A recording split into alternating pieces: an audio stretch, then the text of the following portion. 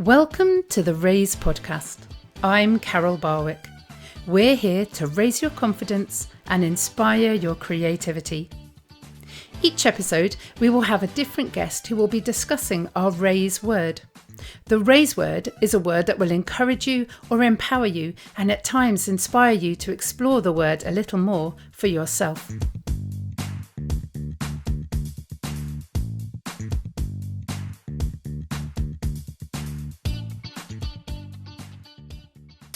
Hello, welcome to episode 2 of the Raise podcast. My name is Carol Barwick and I'm very excited to introduce you to Hannah Johnson of Daisy Media. Good morning, Hannah.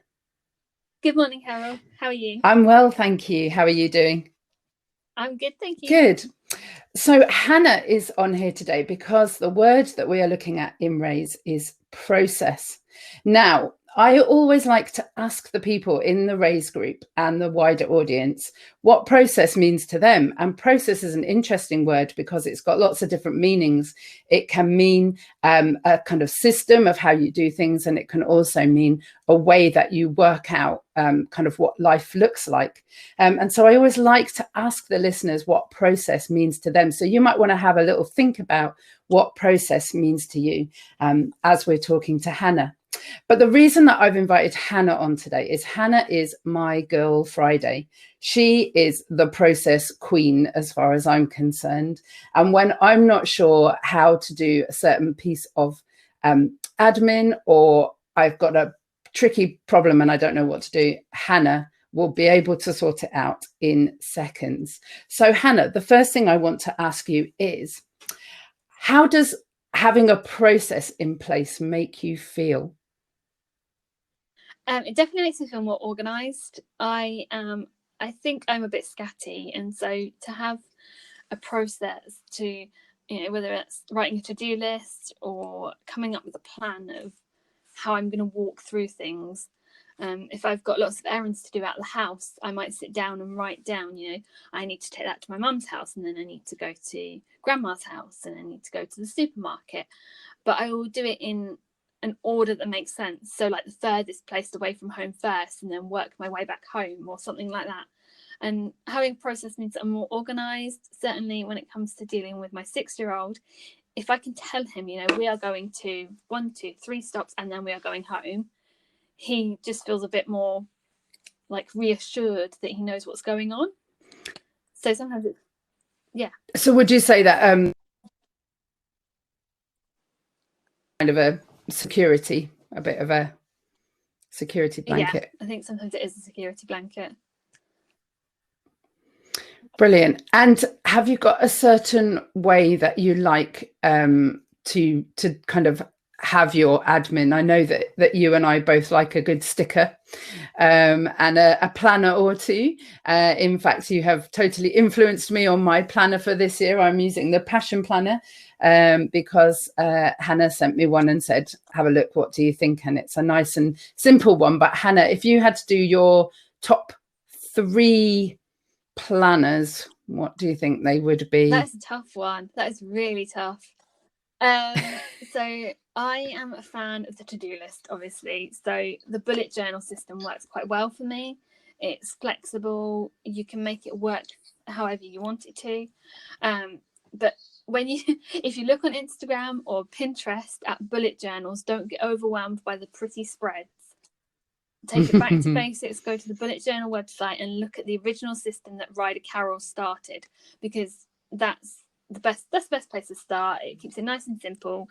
If you want to add stickers and washi tape and drawings and colouring and all that kind of thing, then you can do that if you want, but start with the basics and go from there. Okay, so let me just stop you for 1 minute. For those people that have never heard of washi tape, me being one of them for quite a long time, just tell us what washi tape is, because it sounds exciting. So washi tape is, I think it's a Japanese invention, it's like a paper. If you imagine sellotape, but rather than it being shiny, you've got the sticky side, and then on the other side, rather than it being shiny, it's made of paper. And have you got some there? Oh, look at that. And so so it's paper rather than like a plastic sticky tape. Okay, so for those of you that are obviously listening on the podcast, we're in a bit of that snooker situation where it's no good just saying, oh, that looks nice washi tape. Hannah has got a lovely roll of rainbow coloured tape, and it's the same kind of size as a normal thing of sellotape, but basically you can stick that on your bullet journal and make it look pretty. Is that about right? The thing about washi tape is that it comes in so many different designs and colours. You know, I've got rainbow, and then I've got one that's got like little birds on it, like the Twitter bird within my reach. Somewhere I've got one that's got little houses, and it's like, it looks a bit like Nyhaven in Copenhagen, or like Danish houses. No, Dutch houses, like quite tall, thin houses like that. So yeah, you want a washi tape with a particular design on it, and chances are there's some out there on the internet. Wow. Okay, maybe we should have a look at getting some raised washi tape. Okay, I rudely interrupted you. I apologize on your top 3 planners, but I just thought some people, do they just need to know what washi tape is? So okay. So number 2, so I'm a to-do list person. I like to-do lists. That's why bullet journal works. Number 2 is probably the Erin Condren Daily Duo. The great thing about this is on one side of the page you have an hourly schedule, so you can put your appointments, and on the other side you've got a to-do list, so you can fill that in as you need to. Although I always find that I often fill up the to-do list and I've still got things on my to-do list, which doesn't help. And then we've got the Passion Planner, which is on my bookcase somewhere near here. Here we go. Passion Planner, which is which has got the weekly view, so you can see everything. As you know, you can see everything. Yeah. You've got it all to one right there in front of you. It has got its to-do lists, but there's only like 12 to a week, and that's just not enough for me.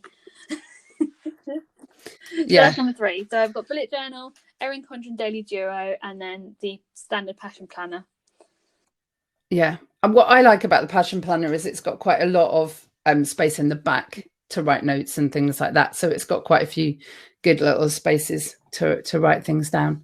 So we've talked about that kind of process, having a planner, having a to-do list, how it helps your little boy as well to have a kind of process. What would you say to someone that just has got no organizational skills whatsoever? I mean, this year has been the year for really reflecting on how we do life, hasn't it? I mean, even the most organized people have watched their plans go down the drain in 5 minutes just from something that the government says. And it's been really stressful. So what would you say to people that are just say, well, Carol, I've no idea how I'm going to be organized. I don't know where to start. I think that's the thing about the bullet journal. I'm just trying to see if I can find one. The bullet journal, because it's so flexible, if you've got one day where you've got your to-do list is get out of bed, eat my breakfast, then you just write that down. That is just that today. And then if tomorrow you've got, okay, I need to wash the bedding, I need to do the washing, I need to go to the supermarket, you can then write your to-do list. And it's not. So some planners are quite rigid. Your day is the same size every single day, whether it's a busy day or a quiet day. Whereas the good thing about the bullet journal system is that if you've got a quiet day, you just take up half a page, and if you've got a really busy day, you take up 2 pages or something like that. It's flexible. You can change it around yourself depending on how busy you are, and you'll find if you start with the basics of the bullet journal system and then tweak it to what works for you, rather than getting caught up in the prettiness that is out there, you might find that you find a new love, and you find a system that works for you. And the great thing is, at the same time, you can print off pre-drawn pages. Okay. So if you do want all the pretty pictures that come from Pinterest, you can often find a printout that you can print out, stick it in, and there you have that pretty page, and it took you 5 minutes rather than 5 hours or something. Yeah, it sounds like as well with a bullet journal, it's a really good key to not being overwhelmed, because I think for some people seeing a massive planner and and all the to-dos and the dates and things like that makes people think, well, I just don't know what my week is going to look like. I've got nothing to write in. Whereas a bullet journal is very much serving you in terms of you just write down what you need to remember. And if it's 2 things, then that's fine. Going back to the making things pretty, I'll never forget, I was doing a workbook, and it's a very creative workbook. There's a lot of space for doodling and dreaming, and I absolutely love it.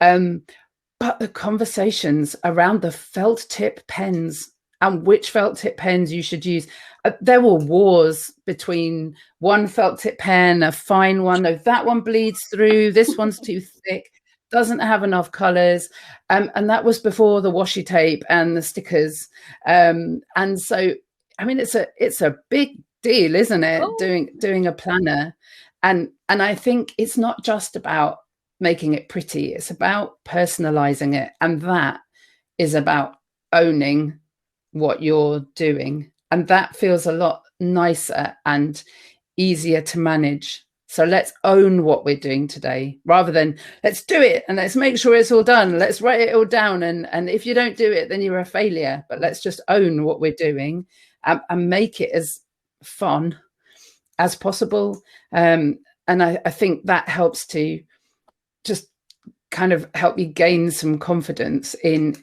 thinking about your day and starting at the beginning and just thinking, okay, I'm just going to write 2 things down, and if I get those 2 done, if I even just get 1 done, then I've done what I need to do today. Because there are a lot of people that are in that situation, I think, at the moment. Yeah, this time last year there were lots of memes floating around the internet about this author quarantined from the Black Plague and wrote a play, and this person was in bed with something nasty and couldn't go anywhere and wrote this book. You should be using this time to be really productive. And actually, something I learned, definitely, I sat down, so today's the 17th of March, and on the 16th of March 2020 I was upgraded to at risk because I was pregnant. I wasn't officially shielding, but it was best that I stayed home and I didn't go anywhere. So that was fine.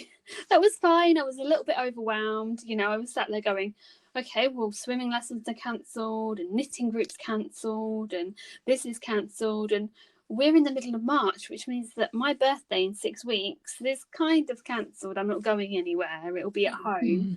Yeah. And you sit there and you go, okay, now I've got all this time. What am I going to do with myself? I can sit here and watch all the Netflix that I can possibly take in, but in 6 weeks' time, when I look back at that time, am I going to be disappointed that I didn't use the time better? Yeah. Like, I didn't want to get overwhelmed by I've got to change the world, but at the same time I wanted to be able to look back and see that I'd done something productive. Yeah. So I listened to a podcast called That Sounds Fun by Annie F. Downs, who lives in Nashville in the US. Yeah. And when she had to quarantine because of COVID, she'd got 2 weeks at home where she couldn't do all the normal things she did. So she wrote a quarantine bucket list, and they were all things that she'd always meant to do around the house but never got to, or the TV show that she'd always intended to watch, but whenever she sat down to do it, there was always something else on or something else took priority. And I was like, okay. So I sat down and I thought, I'm going to get all my knitting out and sort it all out and figure out what projects I need to finish. And I am going to finish those projects once I've got a list of them. And I can't remember. There was 4 or 5 things that, although they were little things on my list, they were actually quite big things. But they were things that I felt that it was my way of taking control back in a situation where I had no control. Yeah. I could have still gone out. I could have still done life to some degree. But for the sake of myself, for the sake of Rex, who was obviously I was pregnant with at that point, and the people around me, I needed to abide by the rules and stay home. Yeah, absolutely. Which was complete. Yeah. So back to the thing about feeling like you're not doing anything each day. It could, back to my example, it could be little things like I got dressed, I made breakfast, I loaded the dishwasher or did the washing up.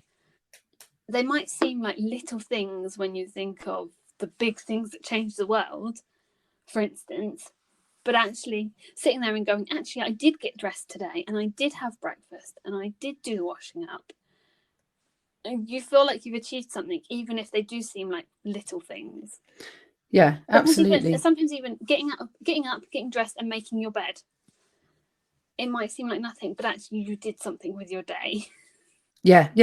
So would you say that process leads to productivity and vice versa, that if you're productive, it helps you to kind of maintain a sense of process? I think so, but I think you also need to make sure that you don't get so caught up in the process that you stop being productive. Absolutely, yeah. So good point. Back to the planner, I can sit here and make my planner for today look beautiful and lovely and Instagram worthy. But if I spend from 9:30 when I get home from dropping my son off at school till 2:30 when I need to get ready to go and pick him up, making today's page pretty, I've not actually done anything with my day. Oh, really? I need to remember that. So when I schedule in an hour for putting things in my planner and actually it just finishes looking pretty, that's not actually very productive. I need to remember that. So if I sit here and go through my emails and write my to-do list from my email so I know what I need to do, and that only takes me 5 minutes, and then I can spend the rest of that hour working, clearing the decks, getting on with it. Then I can give myself a few minutes to make it look pretty. Yes, it's more about it's a reward, isn't it, making it look pretty rather than the actual process. I mean, you can always block that time into your scheduling way. You know, I know people who spend Sunday evening's job is they put on, you know, whatever's on the TV, and they sit there and they plan their week. And if that's what you want to do, that's what you want to do. But I'm definitely a bit more, get in from the school run, get on with write my to-do list, and then get on with it. Sometimes I try and do it the evening before if I know it's going to be busy, or I need to do something straight after the school run, because otherwise by the time I then get back, if it's kind of 11:30, you're like, oh, it's lunchtime now, I'll do my lunch, and then little do you know it's nearly 1 o'clock and you've not done anything else. Yeah, absolutely. So making sure you don't get caught up in the process so that you're still productive. That sounds really good advice. On the flip side of that, for me, having had long COVID, I actually found that doing a little bit in my planner to make it look pretty reminded me that I also, when I had more strength, needed to put in the important things as well. So when I was at my kind of very worst, just opening my planner and being aware of the things that I would have to do was one of my little checklist things. So it's about prioritizing, isn't it, and doing things in moderation, which I think is good.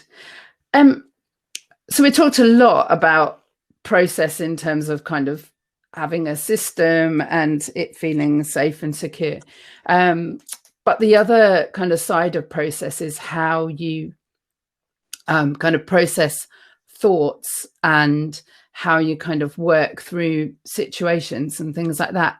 What do you have a particular type of process that you kind of identify with when it comes to working out solutions or reflecting back on things? When it comes to reflecting, I'm the worst overthinker in the world. You know, I will meet new people, or I'll go and, when we go back to church and stuff, when we actually go back to seeing people at church, I have this tendency to chat to people at church, and then I'll get home and I'll be like, but what if I took over the conversation, and what if so-and-so thought I was offending them by what I said, and what if this and what if that, and blah, blah, blah. And it just carries on, and it's, I'm the worst overthinker. And I think sometimes it does get worse. It's not got worse, but it still happens on Zoom calls and team calls and things like that. I'm having a little giggle to myself because I'm sitting here just thinking that right now. Right, I must talk to Hannah afterwards and find out, did I interrupt her? Was I listening enough? So I totally understand that. So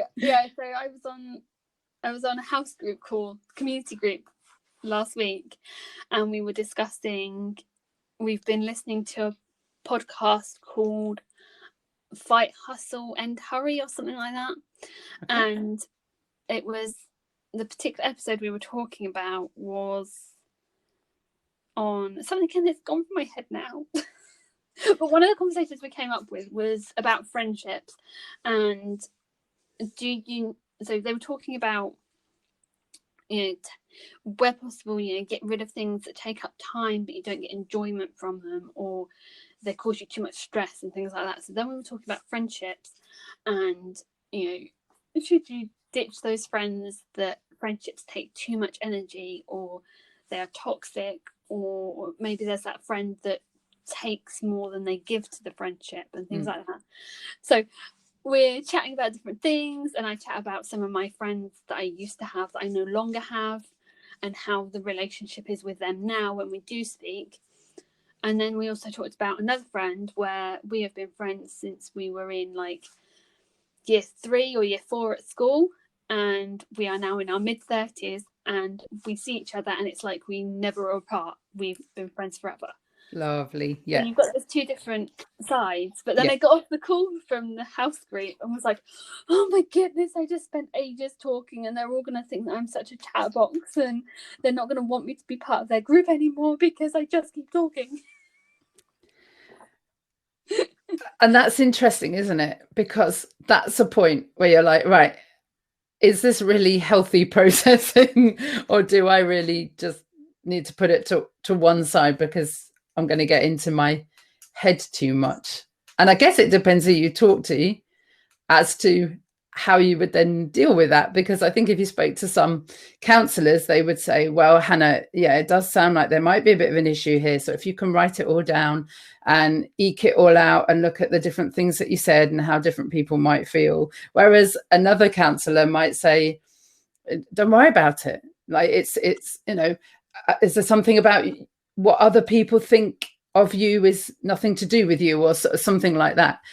So it then kind of goes into how other people view what you might do with that feeling and information, which is an interesting one, isn't it? And cause for more overthinking as you decide who you're going to talk to about that process that you were overthinking in the first place. Yeah, because then you're like, but what if they're too busy? What if they don't have the time to talk to me? And then what if I'm taking up the space that somebody else needs?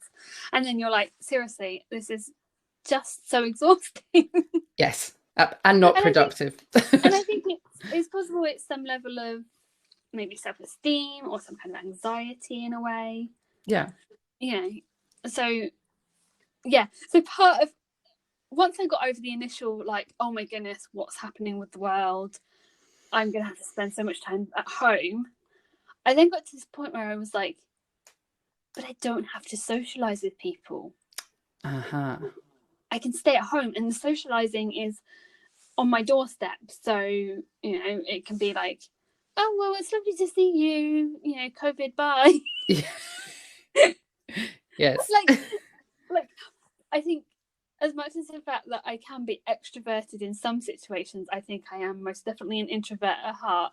And so the fact that I didn't have to go and socialise with people, or it was limited to a 40-minute Zoom call, yes, made me so happy. Yes. Yeah, I think a lot of people felt like that. And it might have surprised some people to realise that they felt like that we just seem to be a bit more in control of what we did and who we spoke to and that kind of thing, which is an interesting one, isn't it? But then, of course, we've got our lovely Raise group on Facebook, and there's all these different conversations. And I love that because I don't have to get involved in absolutely everything that's going on, but I feel like I'm part of a community of people that are just kind of chatting away. It feels like, it is literally a group, and I'm just walking in and out of it kind of when I want to, and other people are. And I really like that kind of sense of being able to just enjoy what people are talking about and saying and dipping in and out of it, but also in a way that can really help people and hopefully be able to say some things that help people. Yeah, I mean, an example of it is that if you think of it like walking through the pub, there's lots of little conversations going on at each table. Yeah. But you're just walking through, so you can hear all the conversations, but you don't necessarily need to join in. Yes. Or you can not that you would sit down at a stranger's table in the middle of the pub, but you could then sit down and join in a conversation if you feel like you've got something to add to that conversation. Yeah. I have the tendency to, I'll read a comment on Facebook and then write a comment and be like, actually, is this comment that I'm writing going to benefit this conversation, or is it going to cause more hassle or more upset or something like that? Yeah. And to the extent that I actually left the Facebook group during lockdown because I was fed up of the attitudes in the group. Yeah. It's like, without spoiling it because it's a closed group and I shouldn't be talking about what people said, it was just like, go and talk to the people involved. Yes. Yeah. You know, you're coming to Facebook to rant, but go and talk to the people involved. Yeah. Yeah. And that can be the other side of social media, can't it? That lack of responsibility and keyboard warriors just kind of putting out whatever they want and not thinking about what might happen as a result of what they say, and just kind of putting it out there and just saying, well, I've said my piece, and that can be so dangerous. So going back to kind of thinking about process, sometimes just processing through how someone else might feel when you're going to put a comment is really important, isn't it? And I do think that admins do an amazing job in their groups. We're trying to keep on top of kind of what people are saying. Okay, this has been really lovely. It's been really lovely to talk about process and look at the different ways that we process and the different processes that we use and how they make us feel. And so we come to the part now where I'm going to write you a little verse. So, Hannah loves a planner, stickers and washi tape in all kinds of manners. Process and system are what makes her feel safe and secure, and her life just that little bit more real. I was going to go down the whole planner washi tape route, and I thought, no, we could go down a whole rabbit hole here, and I'm not sure what I can get to rhyme with washi. Yeah, I don't actually know that there is anything that rhymes with washi. There you are. People listening, you can pop me a message on Facebook or an email. What rhymes with washi? Yeah, let's see what happens. Okay, Hannah, thank you so much for talking to me this morning. And our little challenge for our listeners today is, as I said at the beginning, just to think about what kind of processes you use. So are you a verbal processor? Do you write things down? Do you like to-do lists? And just think that little bit about how it's going to help you to feel more confident about what you're doing day to day. And we'll look forward to speaking to our next guest in our next episode. Thank you very much, Hannah. Bye-bye. Thanks for having me. Bye.